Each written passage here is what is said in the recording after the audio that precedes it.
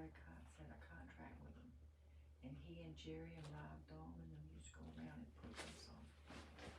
Maybe that they had a big contract. Yeah. Contract. Well, they'd have to be doing something like that. Oh, yeah. Alright. Anyone know who is 2 years old today? Is it Bandy's son?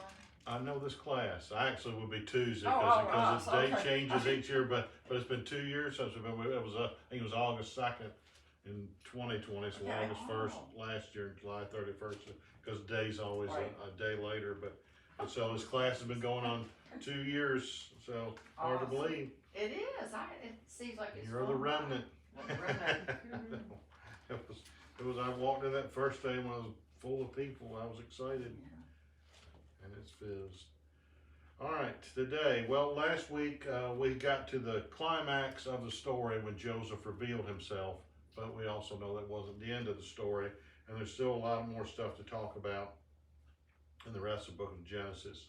So let's begin with Pharaoh's instructions to Joseph. So just imagine his, his brothers here. They went from talk about an up and down roller coaster thing, down because of the way he treated him. Then when they go back to get Simeon, they get treated great, and then they head on their way home, and Joseph calls them back, and then that horrible proposal about keeping Benjamin, and they thought their life was over, and then the reveal, and then now it just keeps getting better and better.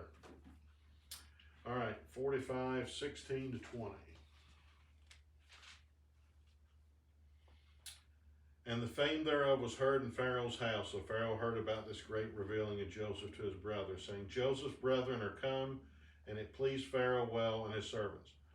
And Pharaoh said unto Joseph, say unto thy brethren, this do ye, lade your beasts, and go get you into the land of Canaan, and take your father and your households, and come unto me, and I will give you the good of the land of Egypt, and ye shall eat the fat of the land. Now thou art commanded, this do ye, take you wagons out of the land of Egypt for your little ones and for your wives, and bring your father and come. Also regard not your stuff, for the good of all the land of Egypt is yours. That's basically like somebody like, who's the guy who wanted to buy Twitter, richest person in the world? Oh, Elon Musk. Musk, yeah, I was thinking of Bezos, but that's Amazon. That's like him telling Joseph and his family, go bring your family, don't worry about anything. There's someone so they basically know all their needs are going to be met the rest of their life. Pharaoh hears this, gives Joseph the fat of the land.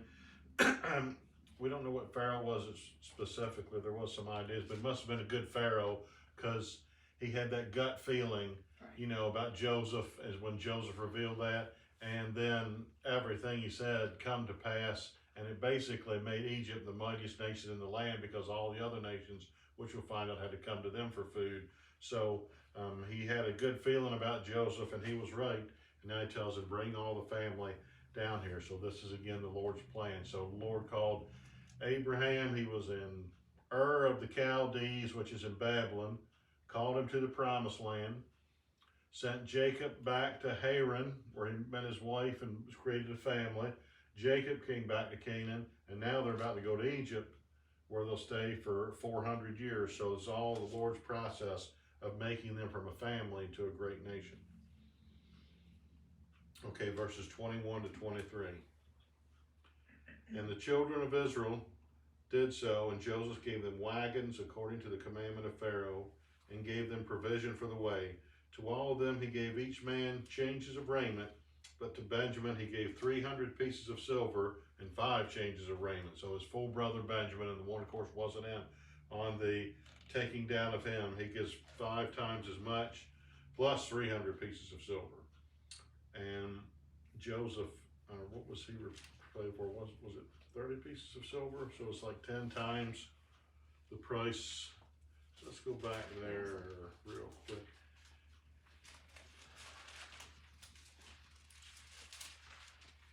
What chapter that was? Somewhere in 37, I think. I think so.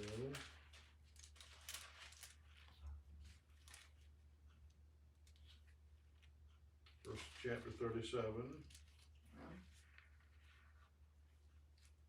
See where he's been put in the pit. Yeah.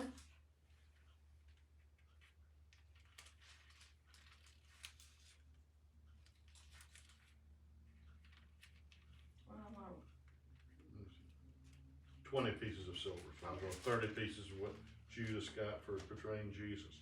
Well, so it was a considerable amount more they give to his brother Benjamin. And then verse 23, and to his father he sent after this manner 10 donkeys laden with the good things of Egypt, and 10 she donkeys laden with corn and bread and meat for his father, by the way. So they're loaded up this time, and this time there's going to be no suspicion. There's going to be money in the package. They know all about it. They know it was Joseph, and they know everything was given to them. So I'm sure of they've had 2 round trips. This 4th journey home, back and forth, or 2nd trip home, there's a lot more joy in the air. Maybe just one thing in their mind, what we'll talk about. Jacob, we'll say if he's alive, what happened. That's the only thing. We'll discuss that maybe a little bit later. What did they tell him? Remember, the land is barren and scarce too, but Joseph lives in abundance, and he sends him back, and of course loads down Benjamin and Jacob with extra goods, and they're the 2 innocent members of this incident. So now we come to 3. The good news Jacob gives about Joseph. All right, just picture Jacob now. Things are pretty bad. He's sitting there in his tent, maybe his grandchildren around, or his daughter-in-laws. The food's getting scarce and scarce each day. Years ago he lost Joseph, which was the worst day of his life. And then in desperation he sends the 10 sons down. Then he lost Simeon. Wonder if he's going to see him again. And then only because he was facing death, he agreed to send Benjamin. Now he's wondering, will he see any of his 12 sons again? And it always seems like right before he had a breakthrough, things are at its worst. So it couldn't get any worse for Jacob now, but just imagine him looking into the horizon, and they start seeing a caravan coming to him, and there's some good news coming talk about a good day for him. All right, 24 to 28.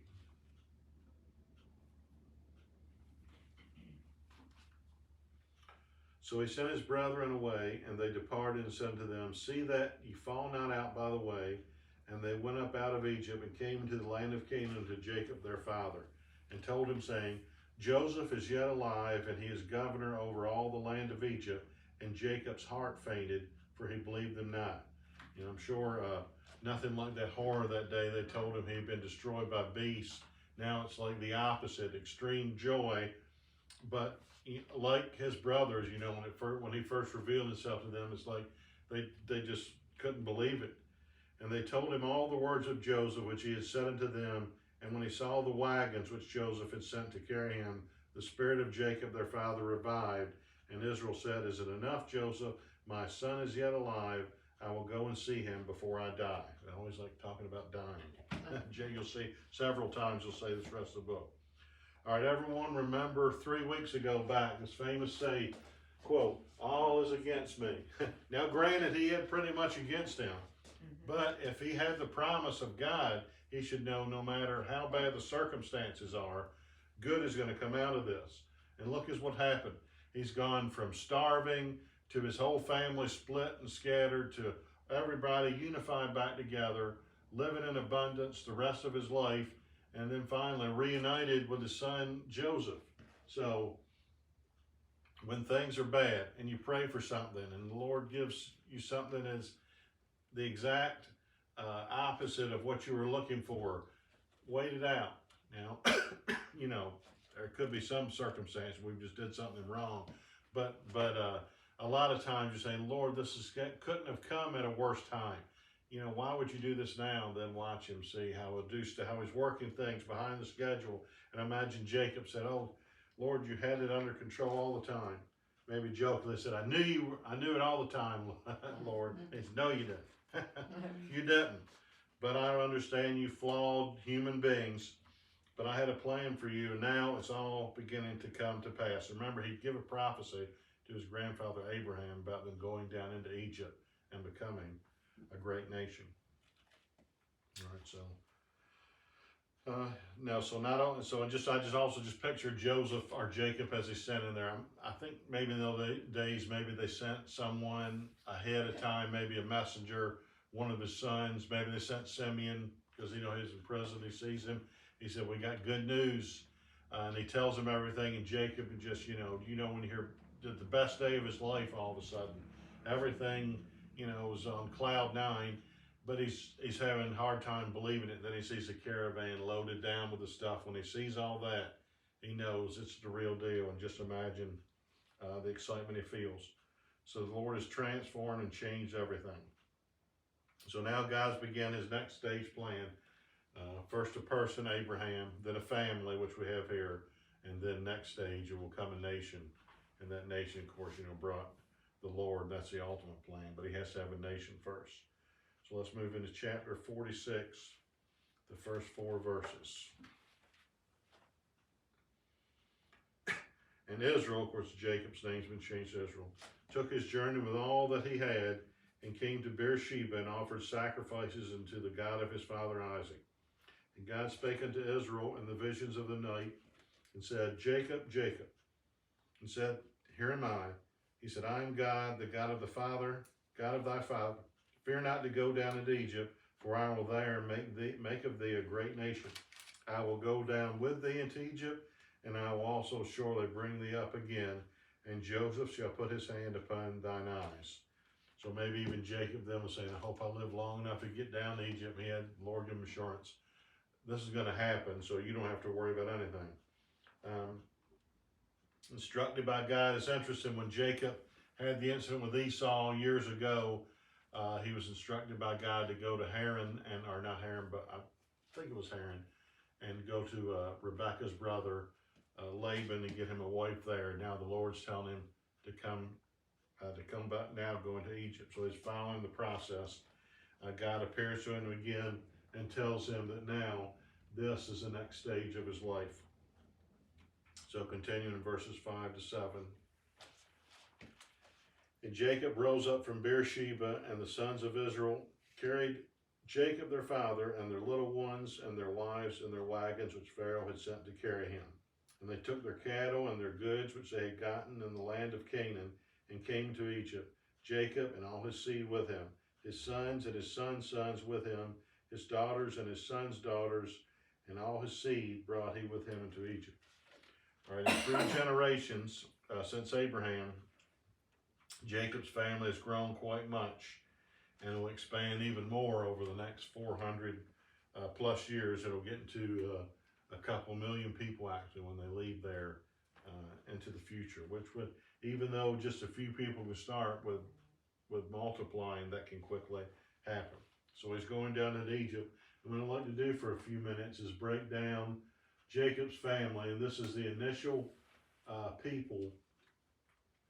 And this will kind of help familiarize how his family was. The initial 70 that went down, just the male men, children and grandsons were counted, but there are also daughters and servants as well, and how they broke down. So let's look at this. It's going to be quite a long section here.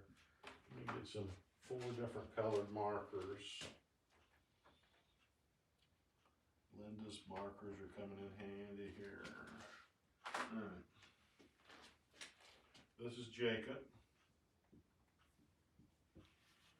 And Jacob had 4 wives. Leah and Rachel, who he loved. Leah, her sister, who was given him first. And forgot how to spell the names. Bilhah and Zilpah. I think I spelled these right. Both of them, each of their handmaidens, and in some Jewish tradition, these 2 were sisters. In some Jewish tradition, say they were actually Laban's daughter by another wife, which would make them half-sisters. Well, that's not in the Bible, so we don't know. So let's take a look at Jacob's family. They've gathered up everything, all the goods he's given them, pulled up stake, because they lived in tents. It weren't like they lived in houses. So wherever settlement they were in there, they were heading on the road to Egypt. All right. Verse 8. And the sons of Reuben, all right, okay. Chapter, verse 8, I'm sorry. And these are the names of the children of Israel which came into Egypt. Jacob and his sons. All right, Reuben is his firstborn. So let's just give a count here. This will be all through Leah. Reuben.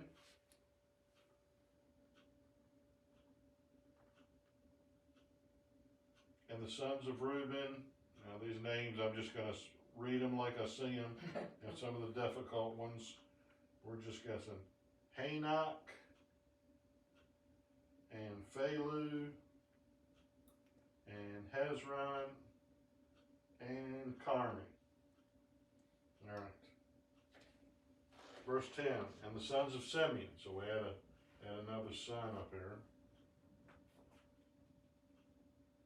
Jamul,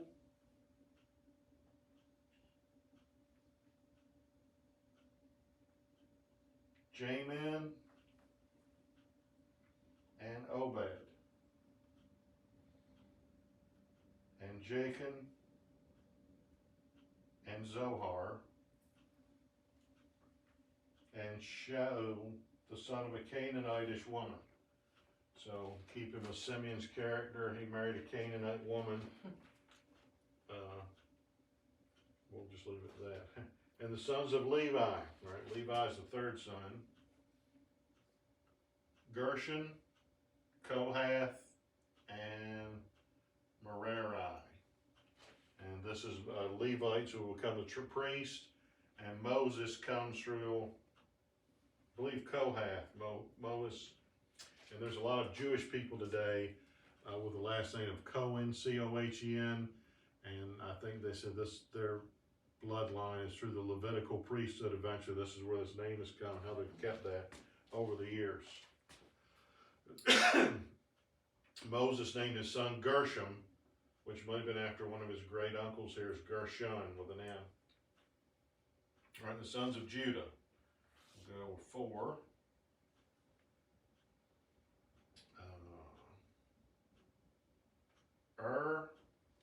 And Onan. I'm not sure about these because these are the two that died. And Selah, or Shelah. And Pharez and Zerah. That's the one who the line of Pharez, through the line of Messiah, will come through. But and Onan died in the land of Canaan. And the sons of Pharez were Hezron and Hamil. So we've even got another generation down here. Go ahead, Mom. So that's even Jacob's great-grandsons. All right. And the sons of Issachar, who also Leah bore, Tola,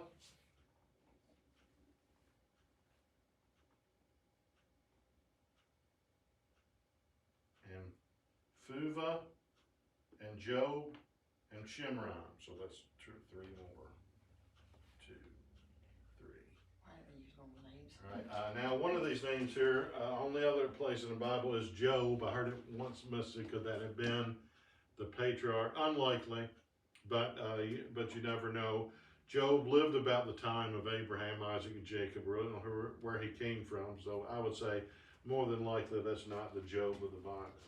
And then finally, one more child for Leah and the sons of Zebulun.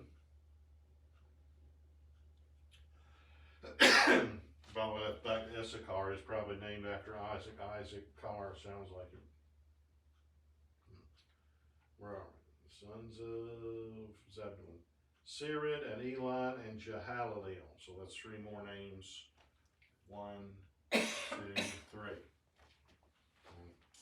These are the sons of Leah, which she bare unto Jacob in Paddan-aram with his daughter Dinah. All the souls of his sons and his daughters were 30 and 3. All right, let's do a count here. 5, 10, 15, 20, 25, 30, 31, 32, and 33, okay? Just Leah's sons and grandsons numbered into 33, so she had the largest amount. All right, the next person we named. And the sons, all right, this comes through. Zilpah, and Leah's handmaid. So Leah's handmaid over here is Zilpah, and Rachel and Bilhah is her handmaid. All right, let's go to Zilpah. And the sons of Gad, we'll put Gad first. He's on the top generation line. And the sons of Gad, be with me, patient here. Ziphion and Haggai, Shunai and Esbon, Eri and Arodi and Areli. All right, that's 7. So 1, 2, 3, 4, 5, 6, and 7. A lot of names there. And the sons of Asher, okay, so that's her other son. She had 2 sons. Jimnah and Ishua and Isui and Beriah and Sariah. 5. 1, 2, 3, 4, 5. And it rarely lists their sister, Beriah, and Sariah, their sister, and the sons of Beriah, Heber and Malchiel. All right, give me a second to figure that out. That sister threw me a curve. Other than Jacob's daughter, I never knew another woman in the lineage here. All right, the sons of Asher, Jimnah and Ishua and Beriah, and Sariah, their sister. And the sons of Beriah, Heber and Malchiel. So we've got another generation. We've got one sister here, so we'll label that. These are the sons of, okay, where were we?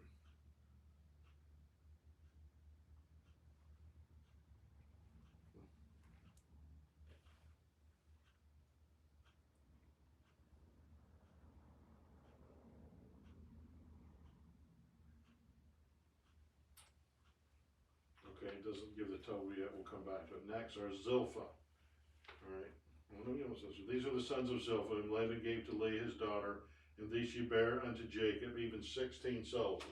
All right, let's see what we got here. 5, 10, 12, 14, 16. So, that's something I just found out. There's actually a female included in this list here.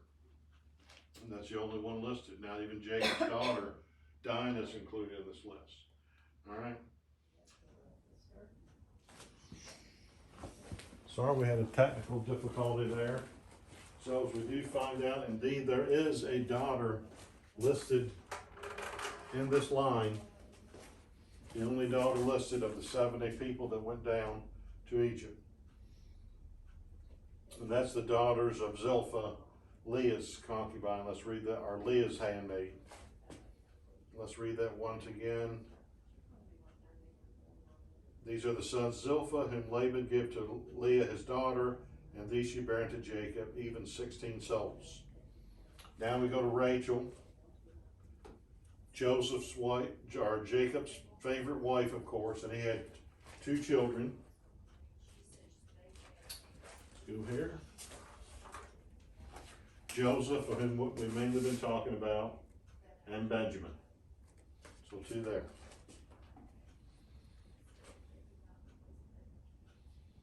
And unto Joseph in the land of Egypt were born Manasseh and Ephraim, which Asenath, the daughter of Potiphar, the priest of On, bare unto him. So we have 2 in this generation here. 2 sons and 2 grandsons.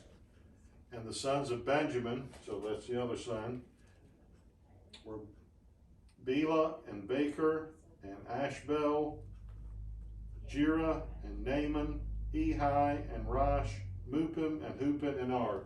Benjamin had 10 sons. Let's write them down here. 1, 2, 3, 4, 5, 6, 7, 8, 9, and 10. These are the sons of Rachel, which were born to Jacob. All the souls were 14. 5, 10, 11, or so I think it was one more for Benjamin. 14. And finally, Rachel's handmaid, Bilhah. Sons of Dan, so 1 son, for Bela.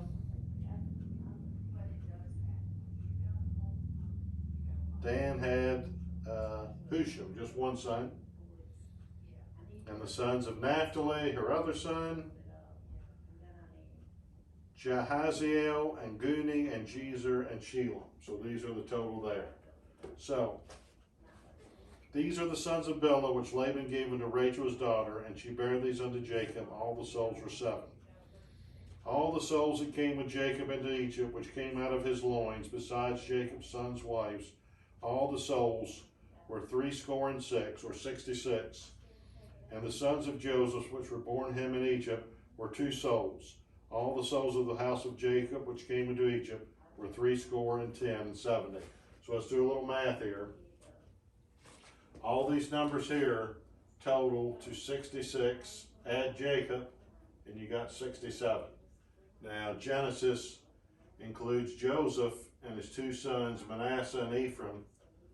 That would make it 70, but they've already been counted. So that makes it 67 again, but we have Leah, Rachel's dead, Bilhah, and Zilpah. So Jacob, with his wives, sons, and grandchildren, total 70, going to Egypt. And that's not counting his daughter-in-laws, his granddaughters, his granddaughter-in-laws also. And this number will grow from 70 to 2.5 million over the next 400 years. So let's close out with the final chapter, or the final verses 28 to 34. And he sent Judah before him unto Joseph to direct his face into Goshen, and they came into the land of Goshen. And Joseph made ready his chariot, and went up to meet Israel his father to Goshen, and presented himself unto him. And he fell on his neck, and wept on his neck a good while. And Israel said unto Joseph, Now let me die, since I have seen thy face, because thou art yet alive. Again, Jacob always fascinated with talking about dying. But just imagine this reunion. After all these years, Jacob and Joseph have been separated. Jacob thinking he was dead. Joseph wondering whether he'd ever see his father again. So it was a wonderful and great reunion. Continuing. Israel said unto Joseph, Now let me die, since I have seen thy face, because thou art yet alive. And Joseph said unto his brothers and unto his father's house, I will go up and show Pharaoh, and say unto him, My brethren and my father's house, which were in the land of Canaan, are coming to me. And the men are shepherds, for their trade hath been to feed cattle, and they have brought their flocks and their herds and all that they have. And it shall come to pass, when Pharaoh shall call you, and shall say, What is your occupation? That ye shall say, Thy servant's trade hath been about cattle from our youth, even unto now, both we and also our fathers, that ye may dwell in the land of Goshen, for every shepherd is an abomination to the Egyptians. So they pulled up all their stakes, all of Jacob's family, the 70 plus all those around them, all their property. Of course, they live in tents, not houses. They moved to Egypt. We have an indication here that Egyptians don't like shepherds, and this might be a sign that down the road, they will find disfavor, and of course, eventually leading to the persecution and them becoming slaves. Remember, this is 430 years. That's a long time, and things can be forgotten. The Pharaoh that liked Joseph can be forgotten. Joseph and his brothers will be forgotten, and they'll eventually, their favor of Egyptians will come and turn against them, and they'll enslave them. But this will cause them even to grow more. It's all part of God's plan. So that's where we live. We leave off now. They're in Egypt. They're going to be there for many years. And it's kind of like a silent period. We have the silent period from Malachi to the New Testament of 400 years, not a lot happened. Here's 400 years where we basically hear nothing, only that they grow into a large nation.